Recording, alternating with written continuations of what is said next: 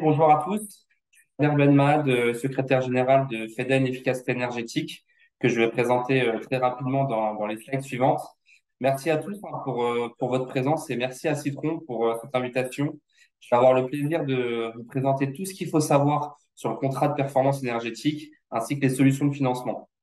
Et j'espère vraiment que d'ici la fin de cette présentation, vous serez incollable sur ce sujet. Donc, pour ceux qui n'ont pas l'occasion de connaître la FEDEN, on est la Fédération des services énergie et environnement, appelée plus communément la Fédération des économies d'énergie et de la chaleur renouvelable, car ce sont vraiment les deux enjeux majeurs portés par notre organisme. On représente 7 syndicats qui regroupent 500 adhérents pour environ 60 000 salariés, avec un chiffre d'affaires de 11 millions d'euros par an environ. Donc, l'expertise de nos syndicats concerne l'efficacité énergétique, les réseaux de chaleur et de froid, la valorisation énergétique des déchets, les solutions numériques pour la performance énergétique, le facility management et l'ingénierie de projet. On représente également une branche professionnelle avec sa propre convention collective. Et enfin, FEDEN Efficacité Énergétique que je représente, c'est le syndicat qui regroupe les entreprises qui interviennent sur l'intégralité de la chaîne de valeur de l'efficacité énergétique. Donc, ça part de la conception à la modernisation des équipements, bien sûr l'exploitation maintenance qui est le cœur de nos métiers, la fourniture d'énergie, le financement et également la sensibilisation des usagers. Et l'ADN de notre syndicat, c'est vraiment de promouvoir la garantie de performance énergétique comme un outil clé de la transition énergétique. On remarque en effet un gain moyen d'efficacité énergétique de 18% sur nos contrats avec garantie de performance par rapport à des contrats d'obligation de moyens qui consistent en fait uniquement à exécuter la maintenance des équipements, mais sans objectif de performance énergétique derrière. Et donc, je vous propose à présent de rentrer dans le vif du sujet, c'est-à-dire le CPE. Tout d'abord, le contexte réglementaire qui est très favorable pour la rénovation énergétique des bâtiments, notamment avec le décret tertiaire qui impose pour 2030 une réduction de 40% de la consommation ou alors l'atteinte d'une valeur absolue si le bâtiment est déjà performant. Il est intéressant de noter que le décret tertiaire, c'est la seule réglementation qui impose une réduction réelle et mesurée des consommations. Et c'est vraiment une analogie forte avec le CPE qui est totalement dans cette démarche. On a également le décret BAX qui impose d'installer une gestion technique du bâtiment pour automatiser et piloter les équipements, ce qui est une étape importante dans la réussite du décret tertiaire et qui peut tout à fait être intégré dans un contrat de performance énergétique. Concernant la définition du CPE, il est utile de préciser qu'il y a une définition réglementaire inscrite par un arrêté. Donc, c'est vraiment un outil voilà, qui est maîtrisé. Le CPE doit définir une situation de référence qui correspond à l'historique des consommations avant travaux. Il définit également un bouquet de solutions pour améliorer la performance énergétique qui doivent aboutir à des économies d'énergie garanties dans la durée. Si la performance n'est pas atteinte, l'opérateur énergétique est soumis à des pénalités financières. Et enfin, le tout est cadré par un protocole de mesure et de vérification pour s'assurer comment les économies sont réalisées année après année. C'est donc un modèle contractuel qui est totalement adapté à la mise en place du décret tertiaire parce qu'on a cet objectif de réduction réelle et mesurée des consommations énergétiques. On va aborder maintenant très rapidement les différentes étapes pour mettre en place un CPE. On a tout d'abord la traditionnelle phase d'audit énergétique où on va en fait définir la situation de référence et les besoins de la maîtrise d'ouvrage. Il y a également une phase d'étude pour identifier les gisements d'économie d'énergie, les coûts associés, les temps de retour, notamment pour aboutir à une stratégie de performance énergétique. On a ensuite la phase traditionnelle du montage avec, par exemple, pour la commande publique, un outil qui est bien connu, qui est le MPGP, tandis que dans le privé, généralement, on peut s'inspirer des contrats publics, mais voilà, il y a on peut s'adapter plus facilement. Il y a la phase d'appel d'offres avec le choix du groupement pour la réalisation des travaux et l'exploitation dans la durée. La phase de réalisation avec les travaux qui sont réalisés. Point important, la possibilité d'inclure la fourniture d'énergie, qui est vraiment importante quand on dispose d'un mix de technologies fonctionnant aux énergies renouvelables, où on a cette complexité de maîtriser plusieurs technologies, plusieurs combustibles. Et là, c'est intéressant de donner cette prestation à l'opérateur énergétique. Enfin, on a l'exploitation dans la durée, hein, qui démarre après la réception des installations. La phase de sensibilisation, très importante pour impliquer tout le monde, et la vérification des résultats pendant la durée du contrat pour vérifier l'atteinte des objectifs contractuels. On a donc affaire à un contrat global qui intègre toutes ces prestations, ce qui permet de ne pas faire reposer la responsabilité sur différentes entreprises à le suivre. Donc c'est assez intéressant dans une logique performantielle. Alors les avantages du CPE sont nombreux, hein. Premièrement, on sécurise la performance. On a réalisé une enquête au sein de la FEDEM qui démontre environ un gain réel de 30% d'économie d'énergie en moyenne. Donc, ça dépend bien sûr de l'objectif. On a des CPE qui vont bien au-delà, 40, 50, voire 60. D'autres qui sont un peu plus modestes avec 15, 20. Mais voilà, le gain moyen, il est vraiment de 30%, ce qui montre que c'est quand même un contrat qui permet d'aller assez loin sur la performance énergétique. On a 100% des CPE qui atteignent pardon, les résultats, même s'il peut y avoir dans certains cas un petit retard à l'allumage, mais au final, on arrive toujours à la performance. C'est vraiment un modèle qui est maîtrisé par les acteurs, qui dispose notamment d'une forme juridique encadrée, hein, pour la commande publique. J'ai parlé du MPGP. D'ailleurs, on va voir qu'il y a de nouvelles évolutions à venir sur ce sujet. Et financièrement, il y a une vraie efficience économique qui est recherchée avec une approche en coût global. Et on a des subventions en plus dans le cadre de CPE. C'est-à-dire que si on utilise un CPE, on va avoir plus d'aides pour financer nos travaux. Et ça, c'est un point qu'on va développer dans la suite de la présentation. Et enfin, le CPE, c'est aussi une très bonne opportunité pour diminuer les émissions de gaz à effet de serre et pour installer des énergies renouvelables. De plus en plus, on voit arriver des CPE-EE, donc contrats de performance énergétique et environnementale, où on a même des engagements sur la partie carbone. Alors, un petit peu d'informations également sur le code de conduite européen pour les CPE. Je ne vais pas rentrer dans le détail des 9 principes, hein, mais la FEDEN est administrateur national de ce code européen, qui est un projet en fait qui a été développé par la Commission européenne et qui permet de poser les bases d'une relation saine et transparente entre les opérateurs énergétiques et la maîtrise d'ouvrage. Donc, n'hésitez pas à y faire référence dans vos contrats. Ensuite, on a classé différents types de CPE.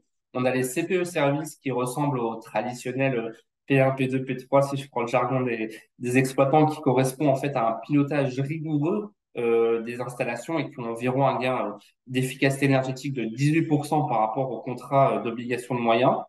On a les CPE rénovation technique qui intègrent des actions sur les installations de production, de distribution, tout ce qui va être émetteur ainsi que la régulation. Et on a environ à 30% d'économie d'énergie. Et enfin, les CPE rénovation globale qui intègrent des actions sur le bâti, où ça permet d'aller beaucoup plus loin sur la performance. On peut également voir sur les graphiques issus de notre enquête sur 150 CPE que le modèle est adapté à toute typologie de contrat, autant sur le résidentiel collectif que dans les bureaux, beaucoup dans le secteur de l'enseignement, école, collège, lycée, ainsi que les établissements de santé. Donc c'est vraiment un contrat qui est adaptable. Concernant la durée des contrats, pardon, elle est calibrée en fonction de l'investissement et de l'amortissement, mais on est en moyenne sur des durées d'environ 10 ans.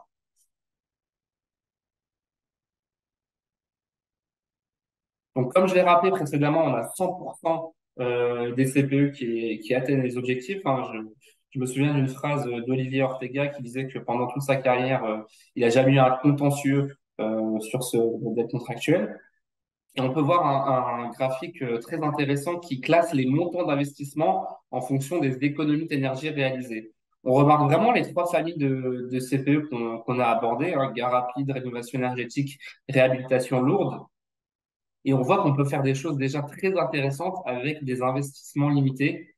Voilà, mais il faut rappeler qu'on a tout de même un objectif actuel de 40% avec le décret tertiaire qu'il faut aller chercher, donc en mobilisant des gisements d'économie d'énergie supplémentaires.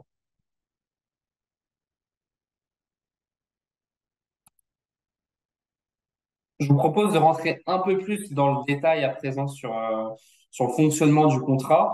Donc, tout d'abord, la situation de référence qui est un sujet très important. Comme on l'a expliqué, c'est la situation réputée acquise en l'absence des actions à mener. Et il peut être souhaitable, et même je le recommande, hein, de la faire expertiser par un indépendant si on veut bénéficier pardon, de la bonification de CPE dans le cadre des C2E qu'on va voir dans la suite de la présentation. Donc, cette situation, elle peut être révisée au cours du contrat, hein, si on modifie les conditions de service ou de fonctionnement, comme par exemple une modification de la température de consigne, un taux d'occupation qui est différent, sachant que toutes ces clauses-là sont limitées et sont bien définies dans le contrat pour justement appliquer le modèle statistique. On a ensuite les objectifs contractuels hein, qui se présentent de cette manière. J'ai parlé de l'engagement énergétique, mais aussi de l'engagement carbone qu'il est possible d'ajouter au contrat. Donc la mesure se fait via un protocole de mesure et de vérification qui est explicité également dans le contrat. Et on peut citer par exemple l'IPMVP, qui est la référence internationale en la matière. Donc voilà, très petite précision, c'est vraiment un contrat qui est cadré, qui a une méthodologie, qui a des protocoles, des normes, et tout se fait normalement dans la transparence. Alors là, on rentre un petit peu dans le technique. Donc concernant la garantie de performance, on a deux cas. Premier cas, c'est la consommation réelle est supérieure à la consommation cible, donc à l'engagement qu'on avait fixé dans le contrat. Bah, l'opérateur énergétique a un malus, c'est la pénalité qu'on a abordée au tout début, sauf si la consommation réelle se situe dans la zone de neutralité qui correspond en général à quelques pourcents. Donc ce malus se calcule en prenant en compte la surconsommation multipliée en général par le prix de l'énergie en vigueur au 1er janvier. Donc, le contrat doit décrire la répartition du malus, qui est à minimum de 66% pour l'opérateur si on souhaite recourir à la bonification CPE dans le cadre des C2E, mais on voit des contrats où elle est également à 100%. Donc, ça dépend de la négociation avec le client et l'opérateur. Et donc, le cas inverse qui est plus intéressant, hein, si la performance est atteinte, même si plutôt si on a une surperformance, on a un intéressement pour l'opérateur, mais aussi pour le client, sauf si on se situe dans le tunnel de neutralisation. Donc, on a la même méthodologie de calcul pour le bonus, avec un partage de la valeur entre le client et l'opérateur, afin vraiment d'avoir cette relation gagnant-gagnant.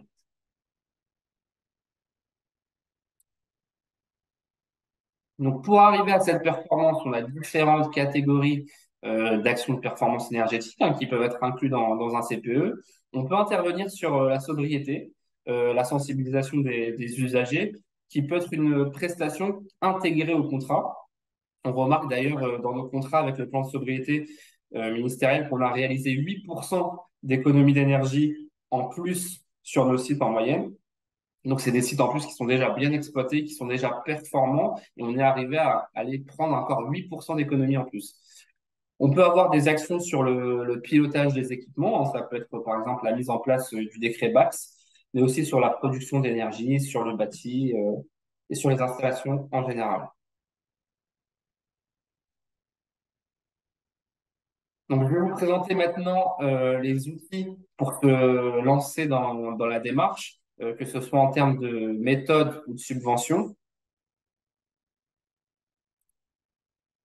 Alors, le closier CPE, rapidement, la FNCCR a développé un contrat type de CPE pour la commande publique, donc reconstruit avec la FEDEN et d'autres fédérations professionnelles. C'est un beau travail qui était nécessaire car le CPE n'avait pas son propre closier juridique. On était obligé d'utiliser le marché travaux ou le marché services et d'inclure plein d'éléments dérogatoires pour respecter l'esprit du CPE. Donc, le document permet de résoudre cette problématique et c'est intéressant de pouvoir bénéficier de ce contrat type. Ensuite, très très belle évolution législative pour la commande publique également, qui était très attendue par la filière, celle de permettre le tiers financement dans le cadre de CPE conclus sous la forme de MPGP. Pourquoi cette évolution? Car on constate que le nombre de CPE lancés n'est pas à la hauteur, que les CAPEX sont un frein très important pour lancer ces projets et que le marché de partenariat qui permettait une forme de paiement différé est trop lourd à mettre en place. Donc vraiment, la conclusion, c'était d'aboutir à un nouvel outil plus simple pour lancer des contrats de performance énergétique avec du tiers financement. Donc, dorénavant, cela sera possible dans le cadre d'une expérimentation de 5 ans. C'est-à-dire que pendant 5 ans, on pourra lancer des CPE conclus sous la forme de MPGP avec tiers financement public ou privé. Bien évidemment, la durée des contrats peut être supérieure à 5 ans, ça, c'est pas un souci. Et on devrait avoir le décret d'application qui va sortir cette semaine ou semaine prochaine avec un guide méthodologique de Finafra qui précisera le contenu de l'étude de faisabilité à réaliser pour pouvoir recourir à ce montage.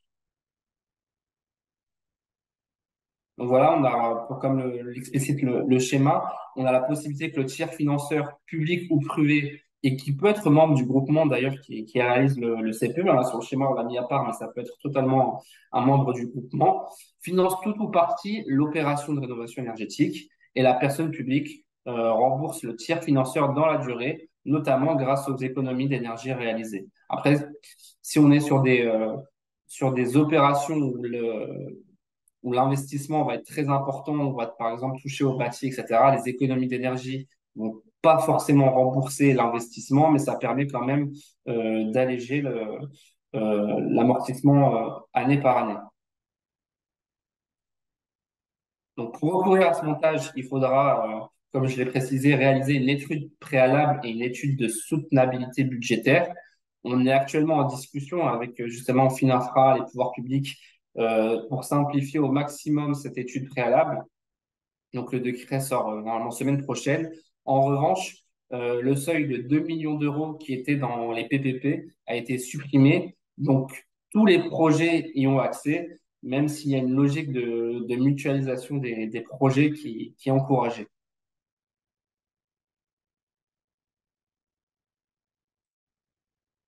Alors, si on passe à présent aux certificats d'économie d'énergie qui permettent d'apporter des aides à l'efficacité énergétique, on a deux formes de valorisation pour le contrat de performance énergétique. On a la fiche CPE service et on a également la bonification des CPE. Donc, on va rentrer dans le détail de tout cela. Alors, on va commencer par la fiche C2E pour le tertiaire. Il y a quelques conditions pour avoir une prime C2E pour bénéficier de cette fiche. Donc, il faut qu'il y ait une installation de chauffage collectif, que l'engagement d'économie d'énergie soit à minima de 10%.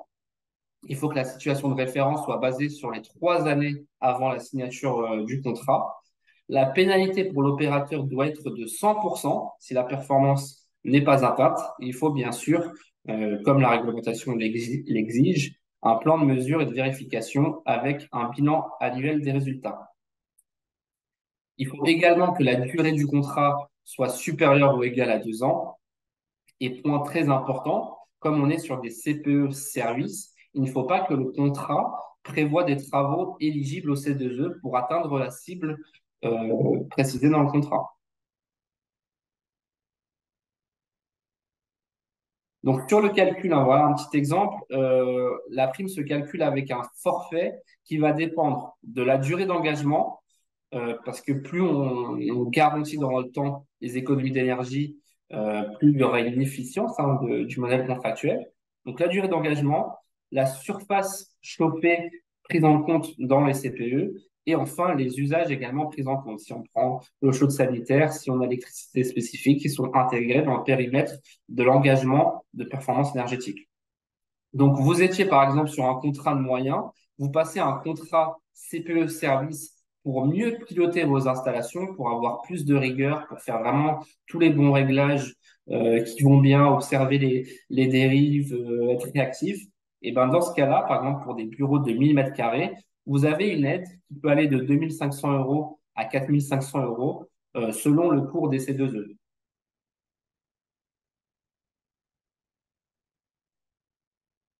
Donc, à retenir, pas d'obligation de travaux car la fiche valorise les services énergétiques. Pas de cumul possible entre la fiche et des travaux éligibles au C2E permettant d'atteindre la cible. Et dans ce cas-là, si on passe un contrat CPE service, on peut bénéficier de cette prime. Autre forme de valorisation, la bonification CPE, elle est beaucoup plus intéressante dans une logique de travaux. Il faut respecter les cinq conditions suivantes. Donc, le CPE doit proposer un engagement d'économie d'énergie supérieur à 20% en énergie finale. Donc, on a déjà une ambition qui est plus importante que la fiche CPE service.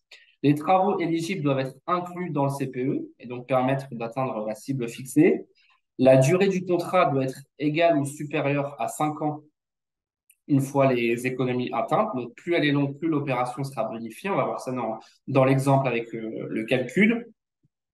Alors, les pénalités, elles sont à minima de 66% du coût de l'écart par rapport à la cible. Donc, 100% pour la prime C2E service, 66% au minimum pour avoir la bonification CPE. Et dans les deux cas, il faut qu'il y ait un plan de mesure et de vérification pour valider la référence et l'atteinte des engagements de performance énergétique. Donc, un petit exemple, si on prend une incitation C2E à 5,5 euros mégawattheure Qmax, qui est plus bas hein, que le 7 de tout à l'heure, mais c'est pour montrer que le prix du C2E justement évolue, même si on est plutôt à la hausse en ce moment, je crois qu'on est aux alentours de 8 euros. Donc, dans le cadre d'une opération de travaux standard sans CPE, un bouquet de travaux qui permet d'économiser 10 gigawattheures Qmax, on aurait une valorisation des C2E d'environ 55 000 euros. Si on réalise ces travaux dans le cadre d'un CPE, on a une bonification du forfait des C2E qui va dépendre de la durée du contrat, du volume C2E, des actions réalisées et de l'engagement de performance énergétique. Donc, entre 5 et 10 ans, on a à peu près un facteur multiplicateur de 1,8 des aides, alors que si le contrat est supérieur à 10 années, les aides sont multipliées par 2,2, ce qui est assez important. Donc, on voit qu'on passe de 55 000 à 99 000 si on est entre 5 et 10 ans, et on passe à 121 000 euros si on est supérieur à 10 ans.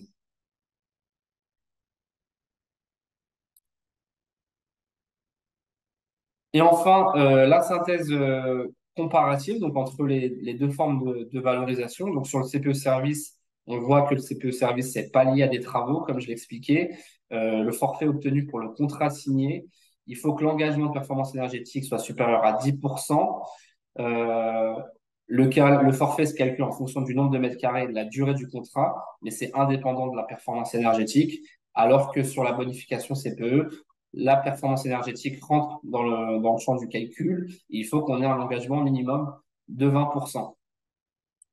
Donc, point très important, si des travaux sont éligibles à la bonification CPE et prévus par le CPE, ce sera toujours plus intéressant d'aller chercher la bonification des CPE via les C2E.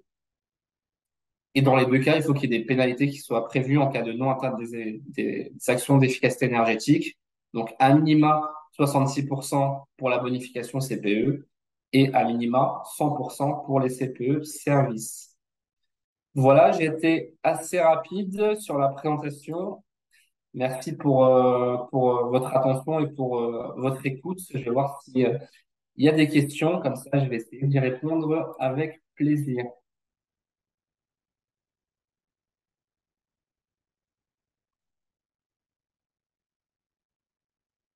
Alors, il y a une première question. À quelle échelle en moyenne ces CPE sont-ils conclus?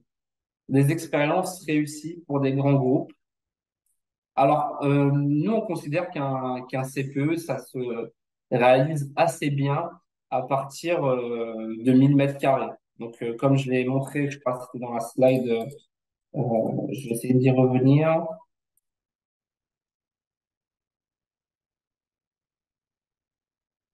J'avais justement une slide qui montrait les mètres carrés.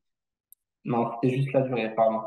Donc oui, à partir de 1000 mètres carrés, c'est-à-dire dans l'objectif, par exemple, de mettre en place le décret tertiaire, un CPE s'avère totalement possible. Après, c'est vrai que plus les bâtiments seront grands, et parfois on a même des échelles très importantes avec des CPE qui sont conclus en multi-sites, où par exemple, on va conduire un CPE pour toutes les écoles d'une ville, ou alors la mairie, la piscine, qui vont être vraiment intégrés dans un seul et même contrat. Donc, c'est assez adaptable par rapport à ça. Y a-t-il une prévision de changer la règle des 100% de pénalité pour le CPE service? Elle n'encourage pas du tout les clients à faire attention. Alors non, c'est pas prévu de changer cette règle dans les C2E.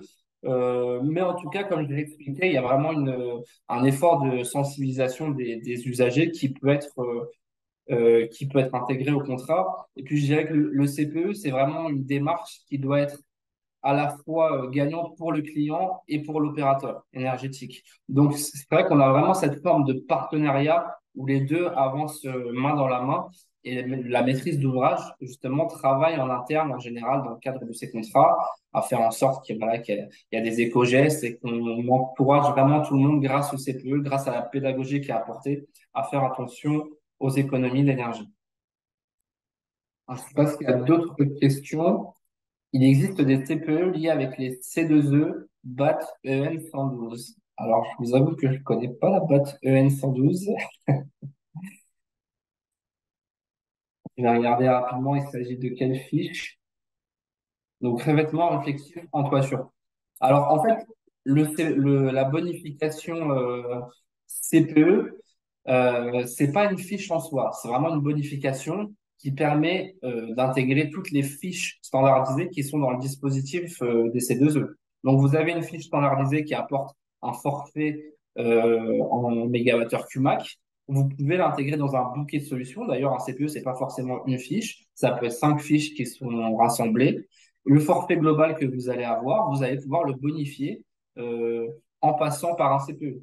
Alors, j'ai une question. Savons-nous le pourcentage de villes ayant un CPE?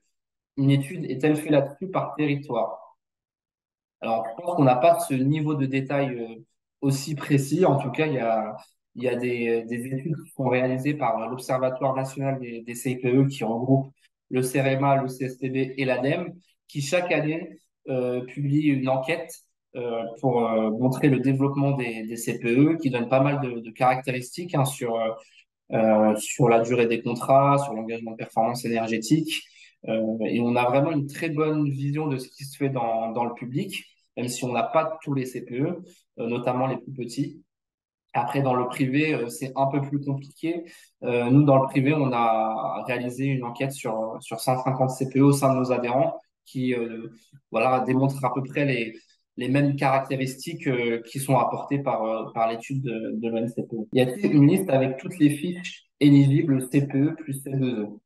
Alors, comme je l'ai expliqué, toutes les fiches standardisées des C2E peuvent être intégrées dans une bonification CPE, donc il n'y a pas de problématique par rapport à ça.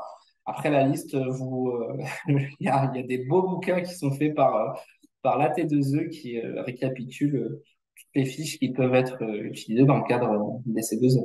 Mais voilà, c'est vrai que le CPE, c'est non seulement ça va sécuriser la performance énergétique parce qu'on va être sûr d'atteindre les économies d'énergie qui ont été prévisionnées. Donc d'un côté, ça rassure même le côté financier hein, parce que on sait qu'on va avoir une réduction des charges. Après, tout dépend du prix de l'énergie, mais voilà, on sait que les économies seront là. Et en plus de cette sécurisation à la fois énergétique et financière, on va avoir des aides supplémentaires parce que c'est vraiment un modèle vertueux, un modèle contractuel qui est plébiscité hein, par tout le monde, par les pouvoirs publics, mais qui est pas assez développé.